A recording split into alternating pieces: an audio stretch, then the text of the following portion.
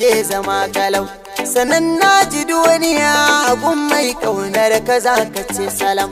Abin duniya kudu sun fana'un kamar kiɗan alam. To ni ma masoyiya zan bayyana miki na zama kalau. To jirgin masoya za ka wuce zo ka karbi sakona, da na tara gayya wasiku ne za ka kayo mai sona.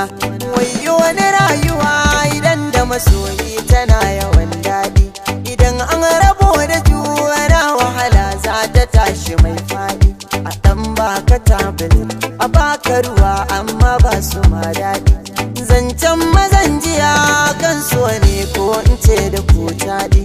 Kifin cikin ruwa ya san na san ki jarumar mata, sirrai da tsaunuka sun shaida kin shigo tunanina. Idan na yi farin ciki ya aike ce sannadinsa ba hauki, idan na yi bakin ciki ki ce mini in zo gidan kuma ya fi. Ki ɗan ba ni tallafi domin ƙaunar ki ta yi min zurfi, a domin guje kishi mu bar gulbi kin gafar da ma ya fi. Ki ɗan daina tantama in dai ƙaunar ki ce ake nafi.